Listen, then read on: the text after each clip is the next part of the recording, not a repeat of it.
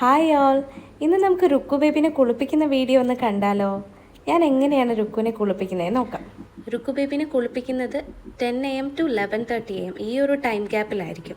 കുളിച്ച് കഴിഞ്ഞാൽ ഒന്ന് ഫീഡ് ചെയ്യും, അത് കഴിഞ്ഞിട്ട് അവളൊരു ഉറക്കമൊക്കെ ഉണ്ട്. അപ്പം നമുക്ക് രുക്കുവിൻ്റെ ബാത്തിങ് വീഡിയോ കാണാം. നമുക്ക് ഭയങ്കര ഇഷ്ടമാണ് കുളിക്കാൻ. ചില സമയത്ത് കരച്ചിലുണ്ടാവും. ഇതൊക്കെ സാധനങ്ങളാണ് ഞാൻ റെഡിയാക്കി വെച്ചേക്കുന്നത്. ഇതൊരു ഇൻഫ്ലേറ്റബിൾ ബാത്ടബാണ്. ഇത് ആമസോണിലും ഫ്ലിപ്കാർട്ടിലൊക്കെ വിത്ത് പമ്പ് ചീപ്പ് റേറ്റിൽ അവൈലബിൾ ആണ്. ആദ്യമൊക്കെ ഇവളെ ബബിൾ മാറ്റിലായിരുന്നു കുളിപ്പിച്ചുകൊണ്ടിരുന്നത്. ഇപ്പോൾ വിളിച്ചിട്ട് കൂടെ ആയപ്പം ഇത് നല്ലതായിരിക്കും എനിക്ക് തോന്നിയിട്ട് ഞാനിത് എടുത്താണ്. ഇത് പോർട്ടബിൾ ആണ്.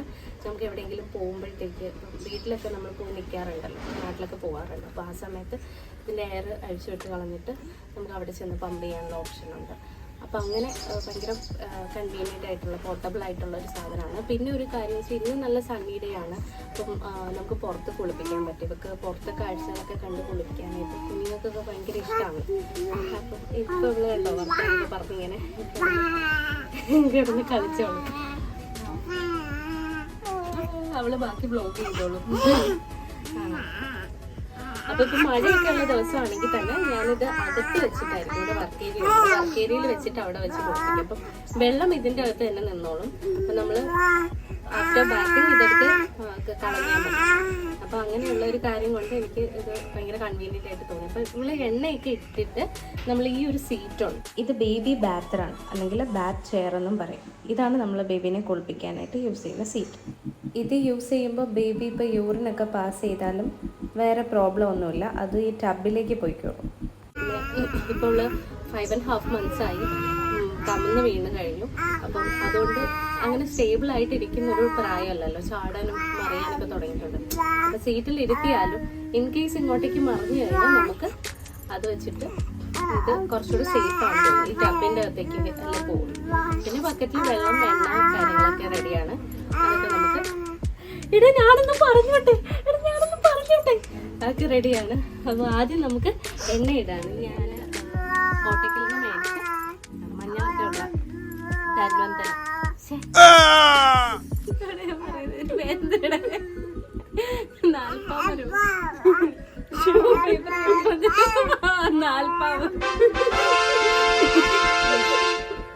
എന്റെ കാര്യമായിട്ട് ബ്ലോഗ് ചെയ്യാൻ തുടങ്ങിയ പേരൊക്കെ പറഞ്ഞു. നാൽപ്പാമരാതി കേരാതി തൈലമാണ്. മഞ്ഞളൊക്കെ ഉണ്ട്. അപ്പൊ ഇത് തലയിൽ ഞാൻ ഓൾറെഡി അവൾക്ക് വെളിച്ചെണ്ണ പുരട്ടി കൊടുത്തിട്ടുണ്ട്. അതാദ്യം ചെയ്തു കൊടുത്തു. അപ്പൊ ഇത് നമുക്ക് ബോഡിയിൽ ഇട്ട് കൊടുക്കാം. അവള് പാട്ട് തുടങ്ങിയ കാരണം എനിക്ക് മര്യാദയ്ക്ക് ബ്ലോഗ് ചെയ്യാൻ പറ്റത്തില്ലായിരുന്നു. അത് പോരാത്തതിന്റെ നല്ല രീതിയിൽ ബാക്ക്ഗ്രൗണ്ടിൽ നോയ്സ് ഒക്കെ കേൾക്കുന്നുണ്ട്. അപ്പൊ കുറച്ചൊക്കെ എനിക്ക് വോയിസ് ഓവറോടെ ചെയ്യേണ്ടി വന്നു.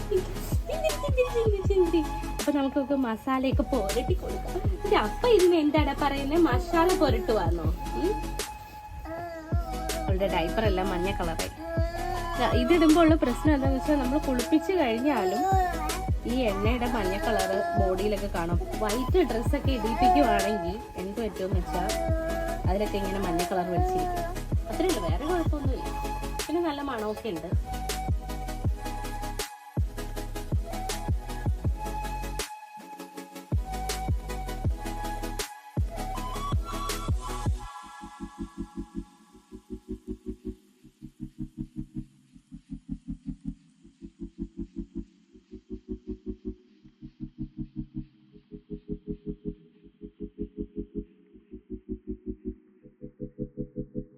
ഇതിപ്പോൾ വ്ലോഗായിട്ട് എടുക്കുന്നതുകൊണ്ടാണ് ബേബിക്ക് ഡൈപ്പർ ഇടിപ്പിക്കുന്നത്. അല്ലാത്ത ദിവസങ്ങളിൽ കുളിപ്പിക്കുമ്പോൾ ഒക്കെ ഡൈപ്പർ ഇടിപ്പിക്കാറില്ല. പിന്നെ ഇപ്പം മഴക്കാലമൊക്കെ ആയതുകൊണ്ട് ഞാൻ രുക്കുവിനെ ഡെയിലി കുളിപ്പിക്കാറില്ല, ഓൾട്ടർനേറ്റ് ഡേയ്സിലാണ് കുളിപ്പിക്കുന്നത്. അപ്പോൾ ഇന്ന് കുളിപ്പിച്ചിട്ടുണ്ടെങ്കിൽ നാളെ തുടച്ചെടുക്കും. പരിപാടി ചെയ്യുന്ന ബിജോയ്ക്കുള്ള പരിപാടിയാണ്.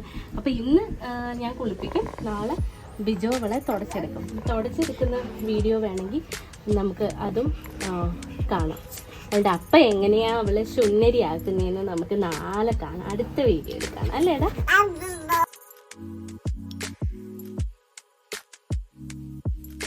അവള് വലുതായി വരുന്നതോറും നമ്മൾ കുളിപ്പിക്കുന്ന പാറ്റേൺ ഒക്കെ മാറി മാറി വരുന്നതാണ്. അവളുടെ കയ്യിലിരുത്ത് നോക്കിയിട്ട് വേണമല്ലോ നമ്മൾ കുളിപ്പിക്കാൻ. പക്ഷെ അവള് ഭയങ്കരമായിട്ട് എൻജോയ് ചെയ്യാറുണ്ട് കുളിപ്പിക്കും. മൂക്കൊക്കെ എടുത്ത് കുളിപ്പിക്കുക അങ്ങനെയൊന്നും ഞാൻ വലുതായിട്ട് ചെയ്തിട്ടില്ല. പക്ഷെ ചെയ്യാതിരുന്നിട്ട് പോലും അവളുടെ മൂക്കൊക്കെ ഷേപ്പായി വരുന്നുണ്ട്. അപ്പോൾ ഇതിലൊക്കെ വലിയ കാര്യമുണ്ടെന്ന് ഞാൻ വിചാരിക്കുന്നില്ല. പിന്നെ ഓരോരുത്തരുടെ അഭിപ്രായങ്ങൾ ഡിഫറെൻ്റ് ആയിരിക്കും. പക്ഷെ നമുക്ക് ഏതാണോ ബെറ്റർ എന്ന് തോന്നുന്നത് അത് ഫോളോ ചെയ്തിട്ടാണ്. അത് കേട്ടപ്പോൾ അവള് ശ്രദ്ധിച്ചിരുന്നു. നമുക്ക് കമന്ന് കിടക്കാം.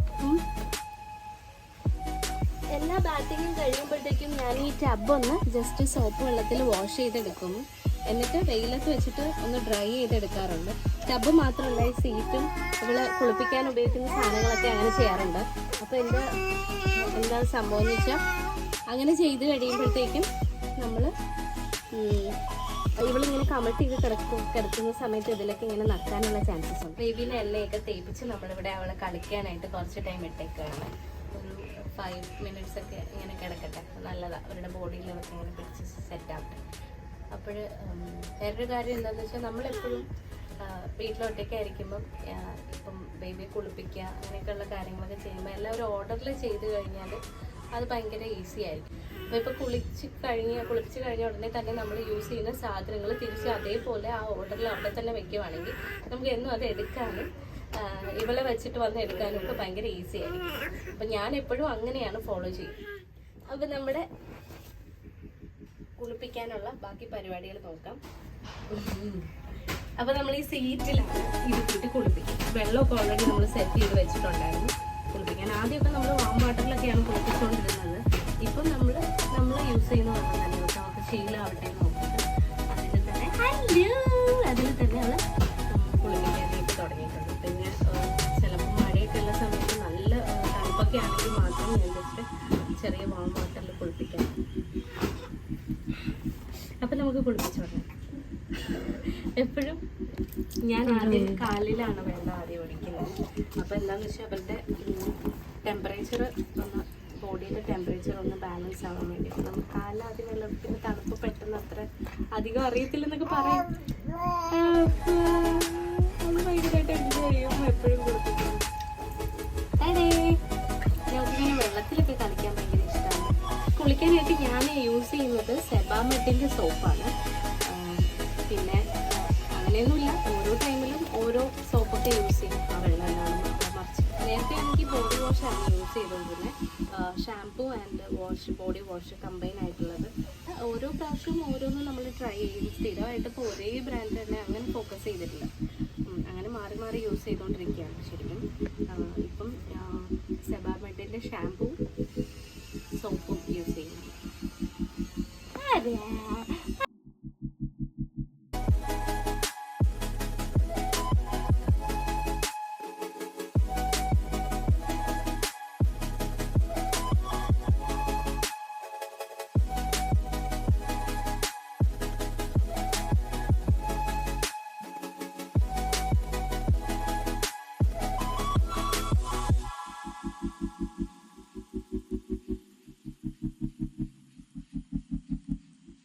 തലയിലേക്ക് വെള്ളം ഒഴിക്കാം. ഈ സമയത്ത് നമ്മൾ അവൾക്കുള്ള സെബാമെഡിൻ്റെ ഷാംപൂ ആണ്. ഞാൻ ആദ്യമൊന്നും ഷാംപൂ യൂസ് ചെയ്യത്തില്ലായിരുന്നു. പക്ഷെ പിന്നെ എനിക്ക് തോന്നിയത് ഷാംപൂ യൂസ് ചെയ്യുന്നത് നല്ലതാണ്. കാരണം ഈ ബേബീസിൻ്റെ ഹെയറിലൊക്കെ ഇങ്ങനെ ഒരു ഡാൻഡ്രഫ് പോലത്തെ ഒരു സാധനം, എൻ്റെ പേര് അറിയത്തില്ല, നിങ്ങൾക്കറിയാമെങ്കിൽ അത് പോവാൻ ഇത് നല്ലതാണെന്ന് തോന്നുന്നു. ഇപ്പോൾ ഇത് യൂസ് ചെയ്തതിന് ശേഷം ഷാംപൂ യൂസ് ചെയ്തിട്ട് ഒത്തിരി ബെറ്റർ ആയിട്ടുണ്ട്. അത് കുറേ കുറഞ്ഞിട്ടുണ്ട്, ഒരുപാടുണ്ടായിരുന്നു. അപ്പം ഇപ്പം ഞാൻ ഷാംപൂ യൂസ് ചെയ്യുന്നുണ്ട്. പിന്നെ ഈ സമയത്തൊന്ന് ചിലപ്പോൾ ഇച്ചിരി കരയൊക്കെ ചെയ്യും. ചിലപ്പോൾ അമ്മയ്ക്ക് തോള് വീഴടാ. ഓക്കെ. പിന്നെ എനിക്ക് വേറൊരു കാര്യം എന്താണെന്ന് വെച്ചാൽ, ഇപ്പോൾ ഈ റിങ് യൂസ് ചെയ്യുമ്പോൾ നിങ്ങൾ ഡെലിവറിക്ക് കഴിഞ്ഞിട്ട് ചില ആൾക്കാർക്ക് ഇപ്പം നടുവേദനയോ ഒക്കെ ഉണ്ടാവും. അപ്പോൾ നമ്മൾ ഇതുപോലെ ഈ റിങ്ങിനൊക്കെ ഇരുത്തി കുളിപ്പിക്കുകയാണെങ്കിൽ, ഇതുപോലെ ഒരു ചെറിയ സ്റ്റൂളൊക്കെ സീറ്റൊക്കെ വെച്ചിട്ട് ഇങ്ങനെ ഇരുന്ന് കുളിപ്പിക്കുകയാണെന്നുണ്ടെങ്കിൽ അറിയി കിടക്കിട കുഴപ്പമില്ല. അങ്ങനെയാണെന്നുണ്ടെങ്കിൽ എന്ത് പറ്റുമെന്ന് വെച്ചാൽ, അല്ല നമുക്ക് ഒരുപാട് ഇങ്ങനെ ബെൻഡ് ചെയ്യുമ്പോൾ അത്ര നടുവിനൊന്നും വേദന വരത്തില്ല. അപ്പോൾ എനിക്ക് ഇത് ഭയങ്കര കംഫർട്ടബിളായിട്ട് തോന്നിയിട്ടുണ്ട്. അപ്പം ഞാൻ എപ്പോഴും അതുകൊണ്ട് ഇവളെ ഇങ്ങനെയാണ് കുളിപ്പിക്കുന്നത്. അല്ലേടരുക്കുപ്പാ, അല്ലേടരുക്കുപ്പാ. ഇത് കുളിച്ച് കഴിഞ്ഞു ഏകദേശം അല്ലേ. ഞാൻ ഇവിടെ വെച്ചിട്ട് തന്നെ ജസ്റ്റ് ഇവളുടെ ഹെയറൊക്കെ ഇങ്ങനെ ഡ്രൈ ചെയ്യും, ഫേസൊക്കെ ഇങ്ങനെ ജസ്റ്റ് ഒന്ന് തുടങ്ങും. കുളിപ്പിക്കുമ്പോൾ എപ്പോഴും ശ്രദ്ധിക്കേണ്ട വേറൊരു കാര്യം എന്താണെന്ന് വെച്ചാൽ, ഈ ഇതുപോലെ ഫോൾഡിങ്സ് ഒക്കെ ഉള്ള ഏരിയ, ഇപ്പം ഫിംഗർ പാമ്പേഴ്സിൻ്റെയും ടോസിൻ്റെ ഒക്കെ ഇടയിൽ ഇപ്പം ടൈസിൽ അവിടെയൊക്കെ ഫോൾഡിങ്സ് വരുന്ന ഏരിയയൊക്കെ നന്നായിട്ടൊന്ന് ശ്രദ്ധിച്ച് ക്ലീൻ ചെയ്യണം.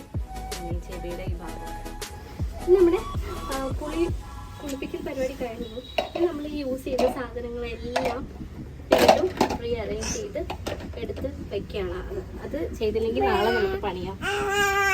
പിന്നെ നമ്മൾ ഈ സീറ്റ് ജസ്റ്റ് ഒന്ന് വെയിലത്തേക്ക് ഇങ്ങനെ വയ്ക്കാം. ഇതവിടെ ഇരുന്ന് ഉണങ്ങിക്കോളും. പിന്നെ നമ്മൾ യൂസ് ചെയ്ത പിന്നെ വെള്ളമൊക്കെ ഇങ്ങനെ തട്ടിയിട്ട് അതും വെയിൽ കൊണ്ട് കുറച്ച് ഉണങ്ങാനായിട്ട് കിട്ടും. നാളെ എടുക്കാനുള്ള എളുപ്പത്തിന് ഇന്ന് തന്നെ സെറ്റ് ചെയ്ത് വെക്കും.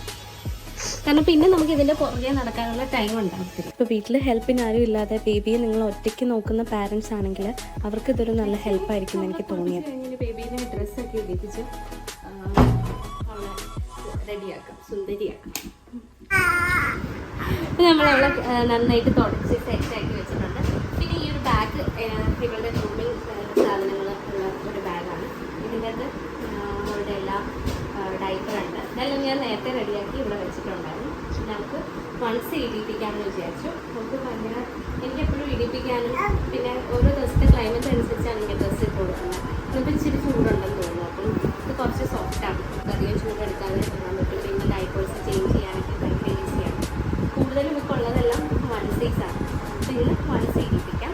പിന്നെ ഞാൻ യൂസ് ചെയ്യുന്നത് അക്വാഫോറിൻ്റെ ഡൈപ്പർ റാഷ് ക്രീമാണ്. ഇത് പെട്രോളിയം ജെല്ലിയാണ്, സ്മെല്ലൊന്നുമില്ല. ഒക്കെ നല്ല സാധനമാണ്. എൻ്റെ ചേച്ചിയും ചേട്ടനും USA ഗിഫ്റ്റ് ചെയ്തതാണ്. ചേച്ചിയുടെ ബ്രദറും വൈഫും. ഇപ്പം മോയ്സ്ചറൈസേഴ്സ് ഒന്നും യൂസ് ചെയ്യാറില്ല. കാരണം നമ്മളെ എണ്ണ തേപ്പിച്ച് കുളിപ്പിക്കുന്ന ദിവസങ്ങളിൽ എണ്ണയുടെ ഒരു ഇതൊക്കെ ഉണ്ടാകുന്നില്ല. അപ്പം പിന്നെ മോയ്സ്ചർ ചെയ്യേണ്ട ആവശ്യമൊന്നും എനിക്ക് തോന്നിയിട്ടില്ല. അപ്പോൾ അതൊന്നും അങ്ങനെ യൂസ് ചെയ്യാറില്ല. പിന്നെ ഈ ടൈമിൽ ഞാൻ കണ്ണെഴുതുക, പൊട്ടുകയോ അങ്ങനത്തെ പരിപാടികളൊന്നും ചെയ്യാറില്ല. കാരണം എന്താണെന്ന് വെച്ചാൽ പൗഡറൊന്നും ഈ ടൈമിൽ കുട്ടികൾക്ക് യൂസ് ചെയ്യുന്നത് നല്ലതല്ല. ഞാൻ ആക്ച്വലി വീട്ടിൽ തന്നെ കൺമഷി ഉണ്ടാക്കിയിട്ടുണ്ടായിരുന്നു. പക്ഷേ അത് കുറച്ച് ഡേയ്സൊക്കെ യൂസ് ചെയ്തു. പക്ഷേ എപ്പോഴും നമ്മൾ കൺമഷി പുറത്ത് കൊടുക്കുന്ന സമയത്ത് നമുക്ക് പൗഡർ അപ്ലൈ ചെയ്ത് കൊടുക്കണം. അല്ലെങ്കിൽ പിന്നെ അതെല്ലാം സ്പ്രെഡ് ആവത്തില്ല. അതുകൊണ്ട് ഞാൻ കണ്ണൊന്നും എഴുതി കൊടുക്കാറില്ല. അപ്പോൾ കുറേ പേരെന്ന് ചോദിക്കും കൊച്ചിങ്ങനെ കണ്ണെഴുതിയില്ലെങ്കിലും കുഴപ്പമൊന്നുമില്ല, അവരുടെ കണ്ണൊക്കെ നന്നായിട്ട് വന്നു. അപ്പോൾ അതിൻ്റെ ആവശ്യമില്ലെന്ന് തോന്നി. സോ ഞാൻ ഇവളൊന്ന് റെഡിയാക്കാം. ഡൈപ്പറൊക്കെ ഇട്ട് റാഷ് ക്രീമൊക്കെ പുരട്ടി ഡൈപ്പറിട്ട് ഡ്രസ്സ് ഇട്ടിട്ട് നമുക്ക് ഇപ്പം ഇവക്ക് ഞാൻ യൂസ് ചെയ്യുന്ന ബംടമാണ്. നമ്മൾ ശരിക്കും ഓരോ പ്രാവശ്യം ഓരോ ഡൈപ്പേഴ്സാണ് യൂസ് ചെയ്യുന്നത്. സ്ഥിരമായിട്ട് ഒരു ഡൈപ്പർ നമ്മൾ യൂസ് ചെയ്യാറില്ല. നമുക്ക് കമന്ന് വീഴാനേ അറിയാമോ, തിരിഞ്ഞ് വീഴാനേ അറിയത്തില്ല. അപ്പോൾ കാര്യം അപ്പം നമ്മൾ ആദ്യം നാമി കൊക്കോ ആയിരുന്നു, പിന്നെ പാമ്പേഴ്സ് യൂസ് ചെയ്യുന്നുണ്ട്. ഓരോ ഡൈപ്പേഴ്സ് യൂസ് ചെയ്യുന്നുണ്ട്. ഇതുവരെ വേറെ അങ്ങനെ പ്രശ്നമുള്ളത് അലർജിക്കായിട്ടൊന്നും ഫീൽ ചെയ്തിട്ടില്ല. അപ്പോൾ നമ്മൾ ഇപ്പം ബംടമാണ് യൂസ് ചെയ്തുകൊണ്ടിരിക്കുന്നത്. പിന്നെ ആദ്യം മുതൽ തന്നെ ഇവിടെ കുളിപ്പിച്ചിട്ട് ഫീഡ് ചെയ്യുന്നതിന് മുന്നേ തന്നെ ഡ്രസ്സ് ഇടിപ്പിക്കാനും എല്ലാം ചെയ്ത് അങ്ങനെ ഒരു സിസ്റ്റമാറ്റിക് ആയിട്ട് അവളൊന്ന് പോയിട്ടുണ്ട്. അപ്പോൾ ഈ സമയത്തപ്പോൾ അവൾ കരയത്തില്ല. അപ്പോൾ ഫീഡ് ചെയ്യാനുള്ള ടൈം കഴിഞ്ഞാൽ മാത്രമാണ് അവൾ ഭയങ്കരമായിട്ട് കരയുന്നത്. അപ്പോൾ അതുകൊണ്ട് ഞാൻ ഫുൾ ഗ്രൂമിംഗ് ഒക്കെ ചെയ്ത് കഴിഞ്ഞിട്ടാണ് ഫീഡ് ചെയ്യുന്നത്. നമുക്കെന്നാ ഡ്രസ്സൊക്കെ ഇടാം. നോർമലി അവൾ ഡ്രസ്സ് ഇടിപ്പിക്കുമ്പോൾ അവൾ ഭയങ്കര കരച്ചിലായിരിക്കും. ഈ 1C ഭയങ്കര സ്ട്രെച്ചബിൾ ആയതുകൊണ്ട് അവർക്ക് ഇടിപ്പിക്കാനും നമ്മൾ ചെയ്യുന്നത് നമുക്കൊരു കോംബോ ഉണ്ട്.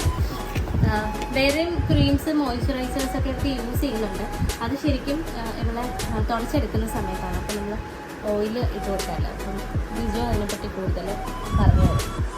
അപ്പോൾ നമുക്ക് ബ്രഷ് ചെയ്ത് കൊടുക്കാം. ഹെയർ ചെറിയൊരു ബ്രഷുണ്ട്. ഇതിങ്ങനെ ഒരു കിറ്റായിട്ട് ഞാൻ മേടിച്ചതായിരുന്നു. ഇതിൽ നെയിൽ കട്ടറും അങ്ങനെയൊക്കെയുള്ള സാധനം ഓൺലൈനിൽ മേടിച്ചതാണ്. ഇത് ഭയങ്കര നല്ലതാണ്. കാരണം നേരത്തെ ഞാൻ പറഞ്ഞില്ലേ ഈ ഹെയറിൽ ഡാൻഡ്രഫ് പോലത്തെ ഇതുണ്ട്. അപ്പോൾ ഇത് വെച്ച് ജെൻറ്റലായിട്ട് ബ്രഷ് ചെയ്യാൻ പാടുള്ളൂ. ഹെയർസിൽ ഇങ്ങനെ കെട്ട് വീഴാനുള്ള ചാൻസ് ഇടയ്ക്കിടയ്ക്ക് ഇങ്ങനെ ടൈ ചെയ്ത പോലെ ഇവിടെയൊക്കെ വരാറുണ്ട്. അപ്പം ഇത് വെച്ച് ബ്രഷ് ചെയ്യുമ്പോൾ അങ്ങനെ വരാറില്ല. പിന്നെ ഹെയർ നല്ലതായിട്ട് ഇരിക്കും. നമുക്ക് കണ്ണാടി നോക്കിയാലോ? ഇനി നമ്മൾ സുന്ദരിയായിട്ട് നമ്മൾ കണ്ണാടി നോക്കും. കണ്ണാടി നോക്കാം. ഇപ്പോൾ നമ്മൾ ഭയങ്കര ഹാപ്പി ആയിട്ട് ചിരിക്കി വെക്കണം കേട്ടോ.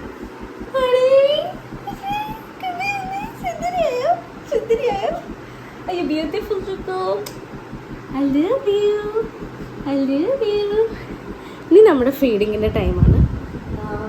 അപ്പം ഓൾമോസ്റ്റ് 2 hours ആയിട്ടുണ്ടായിരുന്നു. എവറി 2 hours ഞാനിപ്പോഴും ഒക്കെ ഫീഡ് ചെയ്തുകൊണ്ടിരിക്കുന്നത്. പ്രീവിയസ് ഫീഡ് ചെയ്ത് കഴിഞ്ഞിട്ട് ഇപ്പോൾ 2 മണിക്കൂറായി. വെള്ളം കുടിക്കാൻ ശ്രദ്ധിക്കുക ഫീഡ് ചെയ്യുന്നതിന് മുന്നേ. ഫീഡ് ചെയ്തതിന് ശേഷം. അങ്ങനെ ഫീഡിങ്ങും ഉറക്കമൊക്കെ കഴിഞ്ഞ് നമ്മൾ ഇച്ചിരി നോട്ടി ആയിട്ടിരിക്കുകയാണ്. അടുത്ത വീഡിയോയിൽ കാണാം. ബൈ.